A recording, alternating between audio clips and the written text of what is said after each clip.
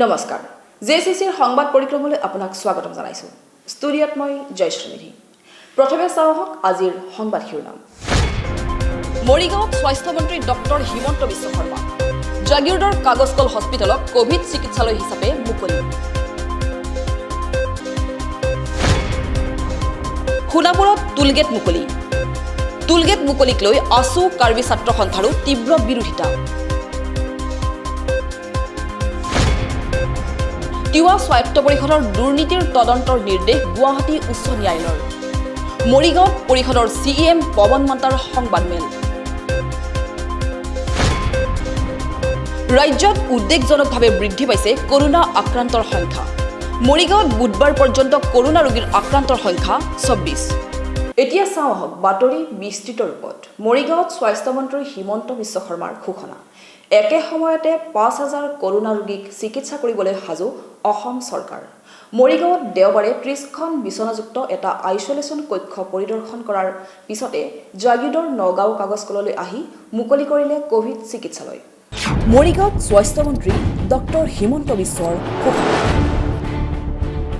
একে সময়তে ৫,০০০ কৰোনা ৰোগীক চিকিৎসা কৰিবলৈ সাজু অসম চৰকাৰ জাগিৰোডৰ কাগজকল হস্পিটেলক কোভিড চিকিৎসালয় হিচাপে মুকলি দেওবাৰে স্বাস্থ্যমন্ত্ৰী হিমন্ত বিশ্ব শৰ্মাই মৰিগাঁও অসামৰিক চিকিৎসালয়ত উপস্থিত হৈ নৱনিৰ্মিত ৩০খন বিচনাযুক্ত আছুতীয়া কক্ষ পৰিদৰ্শন কৰে তেওঁ জাগিৰোডৰ কাগজকল হস্পিটেলখন কোভিড চিকিৎসালয় হিচাপে মুকলি কৰাৰ লগতে সোৱাব সংগ্ৰহ কেন্দ্ৰ এটাও মুকলি কৰে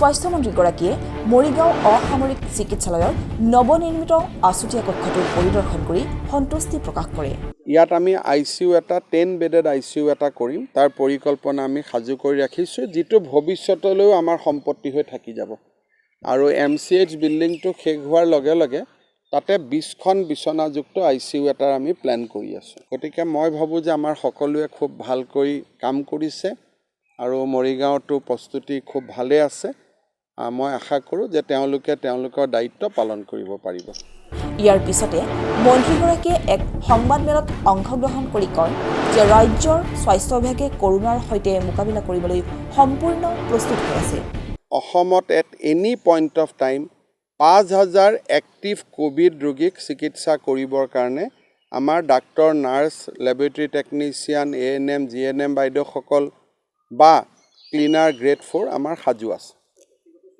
বৰ্তমান মহেন্দ্ৰ মোহন চৌধুৰী চিকিৎসালয়ত থকা বিচনাসমূহ কৰোনা ৰোগীৰে সম্পূৰ্ণ হৈ পৰিছে যদিও কালাপাহাৰত থকা চিকিৎসালয়ত ১৪২জন ৰোগী ৰাখিব পৰা ব্যৱস্থা আছে ইতিমধ্যে এই চিকিৎসালয়খনত প্ৰায় ৫০জন ৰোগী ভৰ্তি হোৱা বুলিও মন্ত্ৰীগৰাকীয়ে কয় কালাপাহাৰত আমাৰ চিকিৎসালয়ত ১৪২জন পেচেণ্ট ল'ব পাৰে যোৱাকালি তাতে প্ৰায় ৫০জন পেচেণ্ট সোমাইছে একেদৰে খুনাপুৰত থকা চিকিৎসালয়খনত ১১০খন বিচনা কোভিড চিকিৎসালয়লৈ ৰূপান্তৰ কৰা আয়ুৰ্বেদিক চিকিৎসালয়ত আছে ১০০খন বিচনা সোণাপুৰত আমাৰ যিখন চিকিৎসালয় আছে তাতে ১১০খন বিচনা ল'ব পাৰিব আয়ুৰ্বেদিক চিকিৎসালয়ত আমি কোভিডৰ কাৰণে তাক ট্ৰেন্সফৰ্ম কৰিছোঁ তাতেও আমাৰ ১০০খন বিচনাৰ লোড ল'ব পাৰিব অহা ২৭ বা ২৮ মেত আৰম্ভ হ'ব লগা গুৱাহাটী মেডিকেল কলেজৰ আছুতীয়া কোভিড চিকিৎসালয়খনত ৩০০খন বিচনাসহ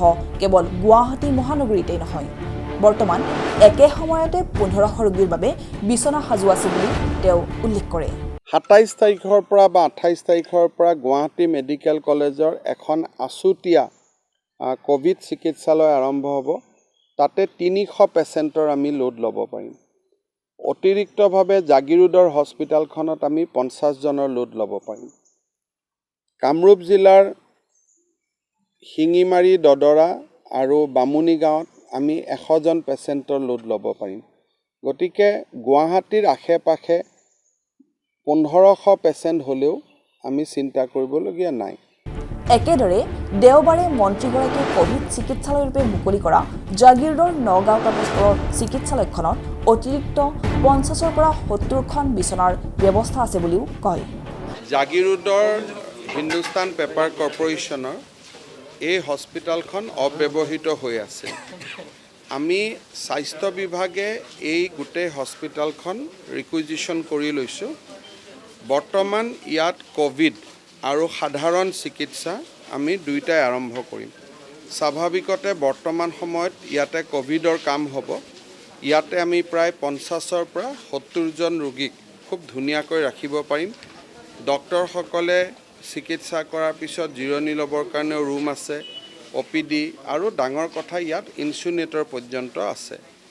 ভৱিষ্যতৰ দিনত কোভিড পাৰ হৈ যোৱাৰ পিছত এইখনক আমি এখন ফুল ফ্লেজেড 50 বেডেড চিভিল হস্পিটেললৈকে আমি ৰূপান্তৰিত কৰিম। মুঠতে ৰাজ্যখনত দ্ৰুতগতিৰে বৃদ্ধি পাই থকা কৰোনা ৰোগীৰ বৰ্ধিত সংখ্যাৰ প্ৰত্যাহ্বানৰ প্ৰতি লক্ষ্য ৰাখি বৰ্তমান ৰাজ্যখনত 5,000 কৰোনা ৰোগীক একে সময়তে চিকিৎসা কৰিব পৰাকৈ ৰাজ্য চৰকাৰে চিকিৎসালয় সাজু কৰি ৰখা বুলি স্বাস্থ্য মন্ত্ৰীগৰাকীয়ে জানিবলৈ দিয়ে। আমাৰ খুব সুপৰিকল্পিত প্লেনিং আছে। যোৱা 2 মাহত আমি নিজক প্ৰস্তুত কৰি ৰাখিছোঁ। বহুত কথা আমি কৈ নাথাকোঁ। আমাৰ কামৰ জৰিয়তে আপোনালোকে দেখা পাব যে কোনো ৰোগীৰ চিকিৎসাৰ অসুবিধা নহ'ব। 5,000 পেচেণ্টক চিকিৎসা কৰিব পৰা ব্যৱস্থা, চিকিৎসালয়, ডাক্তৰ, নাৰ্ছ আমি প্ৰস্তুত হৈ আছোঁ। 5,000ৰ ওপৰত যদি একে সময়তে পেচেণ্ট আহে তেতিয়া কথাটো বেলেগ হ'ব, কিন্তু 5,000লৈকে আমি প্ৰস্তুত। ইফালে মন্ত্ৰীগৰাকীয়ে এই ভ্ৰমণৰ সময়ত মৰিগাঁও অসামৰিক চিকিৎসালয়ত অতি সোনকালে 10খন ICU বিচনা ব্যৱস্থা কৰা হ'ব বুলি কয়। মন্ত্ৰীগৰাকীয়ে জাগিৰোডৰ কাগজকল চিকিৎসালয়খন কোভিড চিকিৎসালয়ৰূপে ৰোগীৰ বাবে দুৱাৰ মুকলি কৰাৰ পিছতে জাগিৰোড থানাৰ সন্মুখত সোৱাব সংগ্ৰহৰ কেন্দ্ৰ এটাও মুকলি কৰে। আনহাতে গ্ৰামাঞ্চল আৰু সৰু সৰু নগৰসমূহত স্বাস্থ্য বিভাগে চলাই থকা সমূহীয়া পৰীক্ষণৰ সময়ত পৰীক্ষা কৰা নমুনাসমূহ নিগেটিভ হোৱাৰ সূত্ৰে অসমত বৰ্তমানে গণসংক্ৰমণ হোৱাৰ কথাও নুই কৰে মন্ত্ৰীগৰাকীয়ে। আনহাতে মন্ত্ৰীগৰাকীয়ে কোৱাৰেণ্টাইনত থকা লোকসকলক সংযত হ'বলৈ আহ্বান জনায়। স্বাস্থ্য মন্ত্ৰীৰ স্পষ্ট ঘোষণা, যি প্ৰতিবাদ কৰে 4 বেৰৰ ভিতৰত কৰক, বাহিৰলৈ ওলাই আহিব, অন্যথা চৰকাৰ কঠোৰ হ'ব। যিমানে ভিতৰত যি চলি থাকক, ৱালৰ বাহিৰত কোনো নাহিব। ৱালৰ ভিতৰত যি কৰে কৰি থাকক, মোৰ একো আপত্তি কৰিবলগীয়া নাই। কিন্তু ৱালৰ বাহিৰ হোৱা মানে মোৰ দেউতা মাৰ স্বাস্থ্যৰ প্ৰতি সংকট নমাই আনা। গতিকে হুলস্থুলবিলাক ভিতৰত হওক, টিভিত আমি চাম, দেখিম, কথা পাতিম, চলি থাকিব। কিন্তু এজন মানুহো বাহিৰত ওলাই নাহিব, সেইটো চৰকাৰৰ স্পষ্ট কথা। সুবিধা অসুবিধা যি আছে কোৱাৰেণ্টাইনৰ ভিতৰতে হৈ থাকিব। স্বাস্থ্য মন্ত্ৰীগৰাকীৰ ভ্ৰমণকালত সংগ দিয়ে ৰাজ্যিক স্বাস্থ্য মন্ত্ৰী পীযুষ হাজৰিকা, মৰিগাঁও সমষ্টিৰ বিধায়ক ৰমাকান্ত দেউৰী, মৰিগাঁও জিলাৰ উপায়ুক্ত ঋতুৰাজ বৰাকে ধৰি স্বাস্থ্য বিভাগ আৰু জিলা প্ৰশাসনৰ উচ্চপদস্থ বিষয়াসকলে।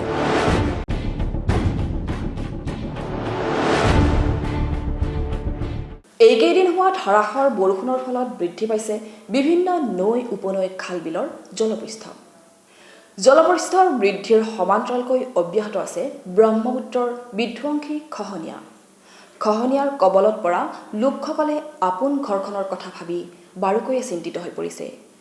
লাহৰীঘাটৰ ভুক্তভোগী নৈপৰীয়াৰ মনৰ কথাৰে চাওঁ আহক JCCৰ এক প্ৰতিবেদন। মৰিগাঁও জিলাৰ লাহৰীঘাটত লুইতৰ কাল ৰূপ ধাৰণ। নেৰানেপেৰা বৰষুণৰ ফলত জলপৃষ্ঠ বৃদ্ধি হোৱাৰ সমান্তৰালকৈ যোৱা এসপ্তাহৰ পৰা আৰম্ভ হৈছে ব্ৰহ্মপুত্ৰৰ বিধ্বংসী খহনীয়া। লাহৰীঘাটৰ কাঠনিৰ পলাশগুৰি, আমবাগান, খুটিপাৰ আদি অঞ্চলত যোৱা এসপ্তাহ ধৰি লুইতৰ খহনীয়াই কাল ৰূপ ধাৰণ কৰিছে।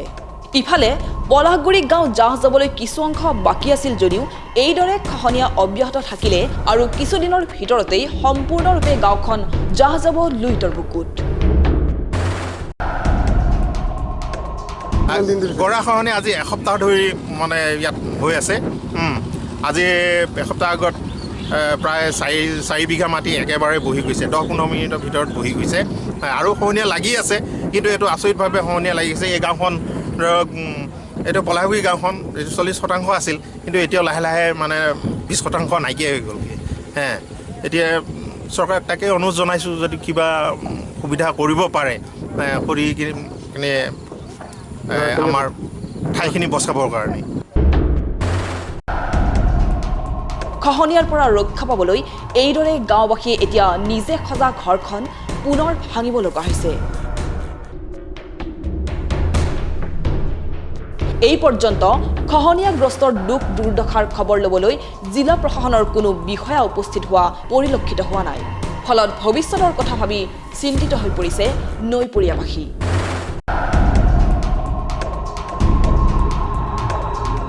এতিয়া যি সমস্যা হৈছে কৰোনাৰ যিটো নেকি সমস্যা, এই সমস্যাত মানুহ আজি যি ডিষ্টেঞ্চত থকা ব্যৱস্থা চৰকাৰে কৰি আছে, এতিয়া এই বানপানী হৈ গ'লে এই ডিষ্টেঞ্চটোত কোনো সময়ত থাকিব নোৱাৰিব।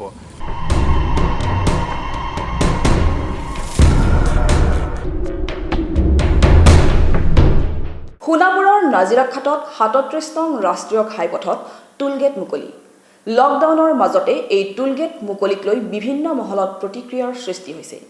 ডিমৰীয়া আছু আৰু সদৌ অসম কাৰ্বি ছাত্ৰ সন্থাৰ কামৰূপ মহানগৰ জিলা সমিতিয়েও এই টুলগেট স্থাপনৰ তীব্ৰ বিৰোধিতা কৰিছে।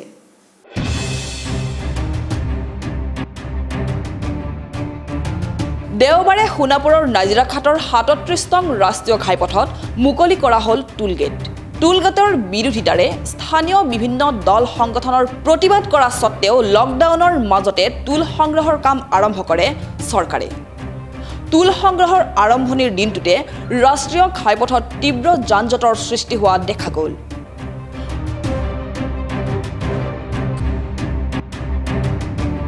বহু চালক তথা গাড়ীৰ মালিকে এই টুল সংগ্ৰহ কাৰ্যত অসন্তুষ্টি প্ৰকাশ কৰিলেও নিৰুপায় হৈ টুল দি যাত্ৰা আৰম্ভ কৰিবলৈ বাধ্য হয়। টুলগেটটো আমাৰ লোকেল গাড়ীবিলাকৰ কাৰণে কৈছোঁ, দিবতো নালাগে। আমাৰ এইটো কামৰূপ ডিষ্ট্ৰিক্টতে পৰে। এইটো টুলগেট জাগিৰোড সোণাপুৰ মাৰি থাকোঁ আমি। টুলগেটটো আমাৰ পাৰ্চনেলটো ল'ব নালাগে নহয়। এতে ৰহাটো দিব লাগে, যদি ইয়াতে দিব লাগে তেতিয়াহ'লে ভাড়া বাঢ়িব লাগে। আৰু এতিয়ালৈকে আমি ইউনিয়নবিলাকে গম পাইছোঁ, মানে লিষ্টখন দিছোঁ আমি। এতিয়া বোলে দিনটো ভাড়া মাৰিলে বোলে 110 টকাকৈ দিব লাগে বোলে। এইটো এতিয়া কম পোৱা নাই। এতিয়া মানে কি হয়, এতিয়া মানে আজিৰ পৰা আহিছোঁহে মানে মুঠতে। ইপিনে দেওবাৰে পুৱাৰ পৰা আৰম্ভ হোৱা টুলগেটৰ তীব্ৰ বিৰোধিতা কৰিছে সদৌ অসম কাৰ্বি ছাত্ৰ সন্থাৰ কামৰূপ মহানগৰ জিলা সমিতিৰ বিষয়ববীয়াই। যি বিতৰ্কিত সোণাপুৰ নাজিৰাঘাটৰ টোলগেট সমগ্ৰ ৰাজ্যক লকডাউনৰ মাজত আবদ্ধ ৰাখি নিৰ্মাণ কাৰ্য সম্পন্ন কৰা হ'ল, লগতে আজিৰে পৰা মুকলি কৰি দিয়া হ'ল। এই সিদ্ধান্তক সদৌ অসম কাৰ্বি ছাত্ৰ সন্থাই কেতিয়াও মানি ল'ব নোৱাৰে, কাৰণ ৰাইজে ইয়াক কেতিয়াও বিচৰা নাই। টোলগেটৰ সম্পৰ্কত ৰাইজে সদায় বিৰোধিতা কৰি আহিছে, বিভিন্ন সময়ত ইয়াত প্ৰতিবাদ জনাই আহিছে। তাত সত্ত্বেও চৰকাৰে ইয়াক অৱমাননা কৰি যি টোলগেটৰ কাম সম্পূৰ্ণ কৰি ইয়াক চলাই নিয়াৰ সিদ্ধান্ত গ্ৰহণ কৰিছে, এই সিদ্ধান্তক অতি সোনকালে বাতিল কৰিব লাগে। কাৰণ ৰাইজ আমাৰ লগত আছে আৰু আমি ৰাইজৰ লগত আছোঁ। ৰাইজে নিবিচৰা কাম এটা কেতিয়াও আমি সফল হ'ব নিদিওঁ। লগতে ডিমৰীয়া আছুৱেও এই সোণাপুৰ টোলগেট স্থাপনৰ তীব্ৰ বিৰোধিতা কৰিছে। আন্তঃডিমৰীয়া আঞ্চলিক ছাত্ৰ সন্থাৰ তৰফৰ পৰা আমি ৰাইজলৈ স্পষ্টীকৰণ দিব বিচাৰিছোঁ যে 24 মে'ৰ পৰা নাজিৰাঘাটৰ টুলগেটত কৰ সংগ্ৰহ কৰা হৈছে আৰু এই সম্পৰ্কত আমি পূৰ্বৰে পৰা টুলগেট স্থাপনৰ ক্ষেত্ৰত বিৰোধিতা কৰি আহিছোঁ আৰু অনাগত দিনলৈ আমি বিৰোধিতা কৰি যাম।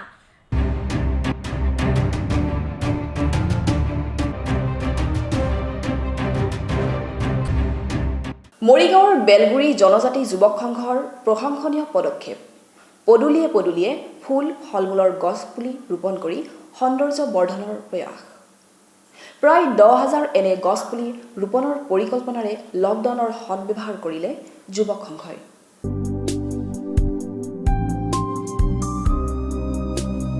বেলগুৰি জনজাতি যুৱক সংঘৰ প্ৰশংসনীয় পদক্ষেপ।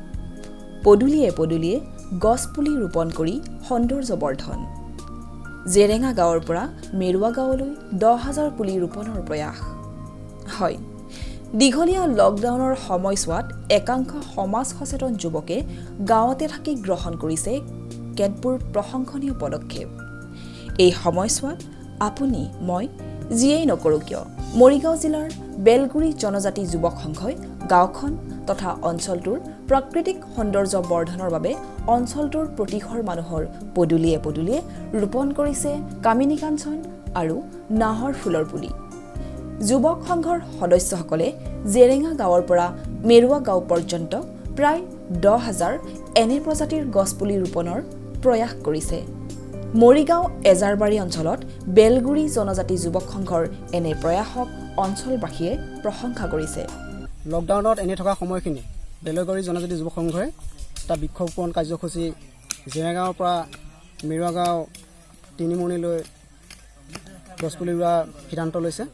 আমি ইতিমধ্যে 10,000 গছপুলি আমি ৰুম বুলি সিদ্ধান্ত লৈছোঁ আৰু সকলোৱে ঘৰে ঘৰে মানে এডাল কামিনী কাঞ্চন আৰু নাহৰ পুলি আমি সকলো পদূলি আমি ৰোৱা ব্যৱস্থা সিদ্ধান্ত লৈছোঁ। সকলোৱে আমাৰ এই সহায় সহযোগিতা আমাৰ সংঘৰ ল'ৰা ছোৱালীখিনি সহায় সহযোগ আগবঢ়াইছে। সমান্তৰালকৈ সমীপৱৰ্তী তেতেলীয়া পাহাৰত গছ বিৰিখ তথা ফল মূলৰ গছ গছনি ক্ৰমাগতভাৱে হ্ৰাস পাবলৈ ধৰাত এই তেতেলীয়া অঞ্চলতো সংঘৰ জৰিয়তে এনেদৰে বিভিন্ন প্ৰজাতিৰ ফল মূলৰ গছ ৰোপণৰ দিহা কৰাৰ কথা জানিবলৈ দিছে উদ্যোগী যুৱকসকলে। ইতিমধ্যে আমাৰ তেতেলীয়া পাহাৰ আমাৰ গছ গছনি নাইকিয়া হৈ গৈছে। তাৰ ফলত আমাৰ চৰাই চিৰিকটিয়ে মানে ফল মূল খাবৰ কাৰণে আৰু বাঁহ ল'বৰ কাৰণে অসুবিধা পাইছে। সেয়েহে আমি গাঁৱত ৰাস্তাত সকলো ফল মূলেদি গছ ৰুই গাঁওখনৰ এটা শুৱনি আনিবৰ কাৰণে প্ৰাকৃতিক সৌন্দৰ্যটো আগবঢ়াই নিবৰ কাৰণে আমাৰ সুন্দৰ এটা প্ৰয়াস মানে সিদ্ধান্ত লৈছে বেলগুৰি জনজাতি যুৱক সংঘই।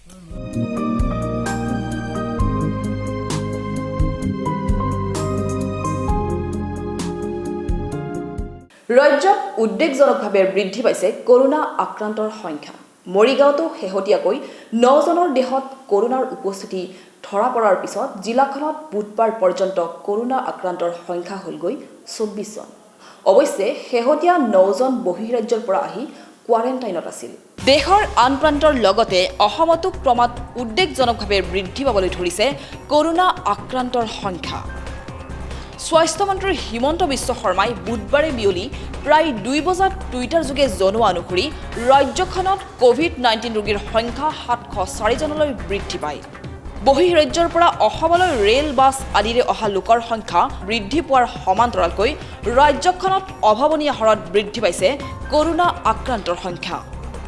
ইফালে মৰিগাঁও জিলাত নতুনকৈ 9 জন লোকৰ দেহত কৰোনাৰ অৱস্থিতি ধৰা পৰাৰ পিছত জিলাখনত কৰোনাত আক্ৰান্তৰ সংখ্যা 24 জনলৈ বৃদ্ধি হয়। নতুনকৈ কৰোনা সংক্ৰমিত 8 জন ৰোগীক ইতিমধ্যে মৰিগাঁও অসামৰিক চিকিৎসালয়ত স্থাপন কৰা 30খন বিচনাযুক্ত আইচলেশ্যন কক্ষতে জিলা স্বাস্থ্য বিভাগে চিকিৎসাৰ ব্যৱস্থা কৰিছে। উল্লেখযোগ্য যে নতুনকৈ আক্ৰান্ত 9 জনৰ 8 জন বহিঃৰাজ্যৰ পৰা আহি জিলাখনৰ মৈৰাবাৰী কোৱাৰেণ্টাইন কেন্দ্ৰত আছিল। আনহাতে এই 9 জনৰ এজন আছিল লাহৰীঘাটৰ ৰজা গাধোৱা ছিনিয়ৰ মাদ্ৰাছাৰ ছোৱালী হোষ্টেলৰ কোৱাৰেণ্টাইন কেন্দ্ৰত। কোভিড আক্ৰান্ত এই যুৱকজন হৈছে তিতাতলা গাঁৱৰ মফিদুল ইছলাম। এই কৰোনা আক্ৰান্ত যুৱকজনক সোমবাৰে নিশা প্ৰায় 10 বজাত স্বাস্থ্য বিভাগৰ এম্বুলেন্সেৰে গুৱাহাটী কালাপাৰস্থিত চিকিৎসালয়লৈ লৈ যোৱা হয়। জানিব পৰা মতে উক্ত যুৱকজন যোৱা 21 মেত মুম্বাইৰ পৰা আহিছিল। ইফালে মৰিগাঁও অসামৰিক চিকিৎসালয়ত মঙলবাৰৰ পৰা চিকিৎসাধীন হৈ থকা 8 জন কৰোনা আক্ৰান্ত ৰোগী হৈছে লাহৰীঘাট বিধানসভা সমষ্টিৰ অন্তৰ্গত মঞ্জুল ইছলাম, ৰছিদুল ইছলাম, মুজাহাৰ ইছলাম, হবিবুৰ ৰহমান, আকিবুৰ ৰহমান, মজাহাৰুল ইছলাম, আজাহাৰুল ইছলাম আৰু আনজন ৰছিদুল ইছলাম। তিৱা জনগোষ্ঠীৰ সৰ্বাংগীন উন্নয়নৰ বাবে গঠন হোৱা তিৱা স্বায়ত্ত পৰিষদত শেহতীয়াকৈ পুনৰ উত্থাপিত হৈছে দুৰ্নীতিৰ অভিযোগ। গুৱাহাটী উচ্চ ন্যায়ালয়ে এই দুৰ্নীতিৰ তদন্ত ঘোষণা কৰাৰ পিছতে পৰিষদৰ মুখ্য কাৰ্যবাহী সদস্য পৱন মন্তাই মৰিগাঁৱত এক সংবাদমেল অনুষ্ঠিত কৰে। তেওঁ ন্যায়ালয়ৰ তদন্তৰ ক্ষেত্ৰত সম্পূৰ্ণ সহযোগিতাৰ কথা উল্লেখ কৰি 2010 চনৰ পৰাই পৰিষদখনত হৈ থকা দুৰ্নীতিৰ তদন্তৰহে দাবী কৰিছে। তিৱা স্বায়ত্ত পৰিষদৰ বিৰুদ্ধে উত্থাপিত অভিযোগৰ তদন্তৰ নিৰ্দেশ দিছে গুৱাহাটী উচ্চ ন্যায়ালয়ে। পৰিষদৰ এই দুৰ্নীতিৰ তদন্তৰ ন্যায়ালয়ৰ নিৰ্দেশৰ পিছতেই বিজেপিৰ দখলত থকা পৱন মন্তা নেতৃত্বাধীন পৰিষদত সৃষ্টি হৈছে তীব্ৰ জোকাৰণিৰ। উল্লেখযোগ্য যে নিৰ্মাণ সমিতি গঠনৰ জৰিয়তে পৰিষদলৈ আবণ্টিত ধন মুখ্য কাৰ্যবাহী সদস্য পৱন মন্তা আৰু তদানীন্তন সচিব জুৰি গগৈয়ে ব্যাপক দুৰ্নীতি সংঘটিত কৰাৰ অভিযোগ তুলি পৰিষদৰ কাণফলা সমষ্টিৰ সদস্য বলোৰাম বৰদলৈয়ে উচ্চ ন্যায়ালয়ত এক গোচৰ ৰুজু কৰিছিল।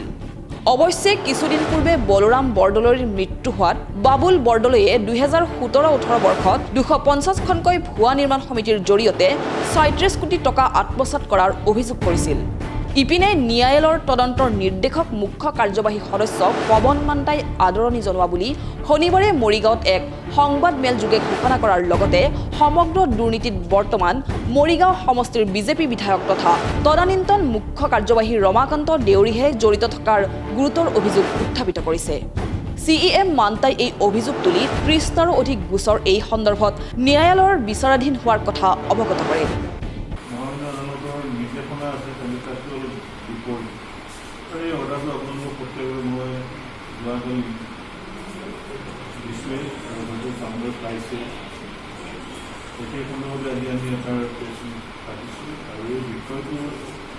মৰিগাঁও বাসী হিচাপে আপোনালোক আমি এটা কথাই অনুজনাব বিচাৰোঁ, এই বিষয়টো আজি নহয় বহু দিনৰ পৰা এটা বিষয়কে কিছু ব্যক্তিয়ে পৰিকল্পনা অসফল অৱস্থাত পৰিকল্পনা কৰি আছে।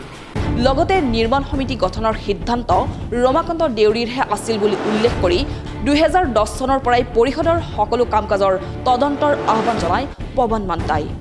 দেউৰীৰ অভিষ্ট সিদ্ধি নোহোৱাৰ বাবেই এইদৰে পৰিকল্পিতভাৱে পৰিষদৰ উন্নয়ন স্থবিৰ কৰাৰ লগতে তিৱা কিংবদন্তী জোঙাল বলহুৰ প্ৰতিমূৰ্তি নিৰ্মাণৰ নামতো 66 কোটি টকা আত্মসাৎ কৰাৰো অভিযোগ তুলিলে মুখ্য কাৰ্যবাহী মান্তাই। মন কৰিবলগীয়া যে মহামান্য গুৱাহাটী উচ্চ ন্যায়ালয়ৰ মুখ্য ন্যায়াধীশৰ আদালতে পৰিষদৰ দুৰ্নীতিৰ তদন্ত এগৰাকী উচ্চ পৰ্যায়ৰ আৰক্ষী বিষয়াৰ দ্বাৰা কৰিবলৈ মৰিগাঁৱৰ আৰক্ষী অধীক্ষকক নিৰ্দেশ দিছে। দীৰ্ঘদিন ধৰি তিৱা স্বায়ত্ত পৰিষদৰ দুৰ্নীতি সন্দৰ্ভত উঠা অভিযোগৰ প্ৰকৃত ৰহস্য আৰক্ষীৰ তদন্তই পোহৰলৈ অনাৰ লগতে ক্ষমতাকেন্দ্ৰিক যুঁজৰ বাবে সুদীৰ্ঘকাল অস্থিৰ হৈ থকা পৰিষদীয় ৰাজনীতি আৰু অধিক স্থবিৰ হৈ পৰিব বুলি আশংকা কৰা হৈছে।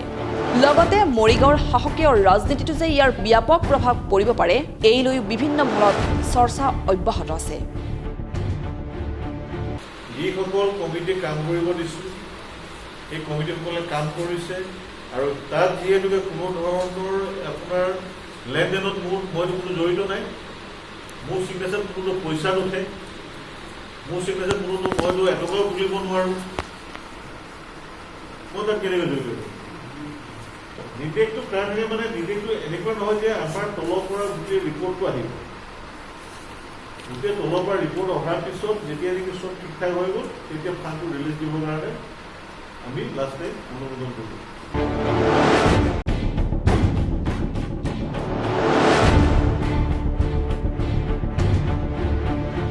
মৰিগাঁৱৰ এজন দুখীয়া অসহায় যুৱক দুৰ্ঘটনাত পতিত হৈ যুৱকজনে দীৰ্ঘদিনে অতিবাহিত কৰিছে দুৰ্বিষহ জীৱন।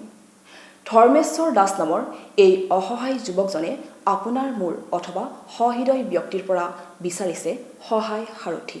মৰিগাঁৱৰ এজন দৰিদ্ৰ অসহায় যুৱক, নাম ধৰ্মেশ্বৰ দাস। দুৰ্ঘটনাত পতিত হৈ দুৰ্বিষহ জীৱন অতিবাহিত কৰিছে যুৱকজনে। মৰিগাঁও জিলাৰ দীঘলবৰী গাঁও পঞ্চায়তৰ অন্তৰ্গত উদৰি বাখৰবৰী অঞ্চলৰ যুৱক এইজন। যুৱকজনে ক'ৰবাত যদি গান গাই ক'ৰবাত হাজিৰা কৰি কটাইছে জীৱন। কিন্তু বৰ্তমান সমগ্ৰ দেশ আছে লকডাউনত। তাৰ মাজতে এনেদৰে জীয়াতু ভুগিছে যুৱকজনে। কেইবাবছৰ আগতে সংঘটিত হোৱা এটা দুৰ্ঘটনাত আহত যুৱকজনৰ দুয়োখন ভৰি ভাঙে, লগতে প্ৰস্ৰাৱৰ নলীত হয় সংক্ৰমণ। মোৰ মানে এক্সিডেণ্ট এটা হৈছিলে, এক্সিডেণ্টটোৰ পৰা মানে এক্সিডেণ্ট হৈ ভৰি চৰি ভাগিছিলে, ভৰি চৰি ভাগোতে পেচাবৰ নেলিটিকো টেষ্ট কৰিছিলে। তেতিয়া ট্ৰিটমেণ্ট নকৰিলোঁ, ট্ৰিটমেণ্ট নকৰাৰ কাৰণে মানে মই বহুত দিনৰ পিছত পেচাবটো বন্ধ হৈ গ'ল। পেচাবটো বন্ধ হৈ যোৱাৰ পিছত তাৰপিছত মই আমাৰ মৰিগাঁৱত দেখুৱালোঁ, মৰিগাঁৱতো নোৱাৰিলে। মই এনেই GMC মুখত গান গাওঁ, গধূলা হ'লে কীৰ্তন গাওঁ, ৰাতিপুৱা কীৰ্তন গাওঁ, ডেস্কটপটো গাওঁ, তেনেকৈ চলি আছে। তেনেকুৱা আজিলৈকে একো সুবিধা পোৱা নাই। মৰিগাঁওখনৰ পৰা টকা 10,000 বহুত দিনৰ আগতে পাইছিলোঁ। আকৌ আগতে কংগ্ৰেছৰ দিনত 5,000 এটা পাইছিলোঁ, ইমানে পাইছিলোঁ, তাৰপৰা পোৱা নাই। লকডাউনৰ সময়ত আমাৰ গাঁৱৰ পৰা কাৰোবাৰ পৰা টোপোলা পোৱা নাই, এই এবাৰ 1,000 টকা এটা দি গৈছে। চলিবলৈ মানে অসুবিধা হৈ আছে, তথাপিতো বহুত অসুবিধা হৈ আছে। ধনৰ অভাৱত অস্ত্ৰোপচাৰ কৰিব নোৱাৰি সম্প্ৰতি মাত্ৰ প্ৰস্ৰাৱৰ পাইপ 15 দিনৰ মূৰে মূৰে সলনি কৰিয়েই কটাইছে দুৰ্বিষহ জীৱন। এতিয়া যুৱকজনক সহায়ৰ প্ৰয়োজন। কোনো সদাশয় ব্যক্তিয়ে যুৱকজনক যদি সহায়ৰ হাত আগবঢ়াব খোজে তেনেহ'লে 6000352218 মোবাইল নম্বৰত যোগাযোগ কৰিবলৈ আহ্বান জনাইছে দুৰ্ভগীয়া যুৱকজনে। মই চৰকাৰলৈ বিশেষকৈ মুখ্যমন্ত্ৰী সৰ্বানন্দ সোণোৱাল ডাঙৰীয়া আৰু স্বাস্থ্যমন্ত্ৰী হিমন্ত বিশ্ব শৰ্মা ডাঙৰীয়াক আমি জনাব বিচাৰিছোঁ যে এখেতৰ উচ্চ চিকিৎসাৰ বাবে আমি বাহিৰত নি এখেতে যাতে চিকিৎসা কৰি পিনে তেখেতক সুস্থ কৰে। আজি 12 বছৰে তেখেতে 12 বছৰে পাইপ সলাই মানে যিটো অপাৰেশ্যন কৰিব নোৱাৰাৰ কাৰণে পাইপ লগাই দিছে। 15 দিনৰ মূৰে পাইপ সলাব লাগে। পাইপ সলাবলৈ তেখেতেতো একো ইনকম কৰিব নোৱাৰে, গতিকে তেখেতে ফুটপাথত গান গায়, ট্ৰেইনত গান গায় বা কেতিয়াবা ৰিক্সা চলাই হ'লেও 15 দিনত পাইপডাল খাবৰ কাৰণে পইচাটো যোগাৰ তেনেকৈ কৰি আহিছে। গতিকে আমি যিমান পাৰোঁ সামান্য আমি সহায় গাঁৱৰ যুৱক হিচাপে আমি সহায় কৰোঁ। আমি শ্ৰদ্ধাৰ বিধায়ক ৰমাকান্ত দেউৰী ডাঙৰীয়াৰ পৰা যোৱা বছৰ আমি টকা 10,000 এখেতক দি আহিছোঁ। কৃষি ক্ষেত্ৰতো আমি কৃষি পইচা আহিলোঁ, তেখেতক কৃষি ফালৰ পৰা টকা 2,000 দি আহিছোঁ। সেইদিনা যিবিলাকৰ ৰেচন কাৰ্ড নাই, ৰেচন কাৰ্ড নোহোৱাবিলাকক চৰকাৰৰ ফালৰ 1,000 টকাকৈ দিছিল, আমি সেইটো দি আহিছোঁ। সেই পইচাটো তেখেতে গোটাই কমকৈ খৰচ কৰি খালি পাইপ সলোৱাতহে মানে লগাইছে সেই পইচাখিনি, কিন্তু অপাৰেশ্যনৰ ক্ষেত্ৰতো আমি কৰাব নোৱাৰোঁ। গতিকে আমি মন্ত্ৰী বিধায়কসকলে যদি তেখেতক সহায় কৰি উচ্চ চিকিৎসাৰ বাবে যদি লৈ যাব পাৰে, আমি তেখেতক অসমবাসী হয় বা তেখেত আমি গাঁৱৰ যুৱক হিচাপে আমি এইটোৱে অনুৰোধ জনাম যে তেখেতক যাতে দৃষ্টিগোচৰ হয়, অসম চৰকাৰ দৃষ্টিগোচৰ, এখেতক যাতে চিকিৎসা কৰি সুস্থ কৰে, আমি এইটোৱে অনুৰোধ জনাম। আৰু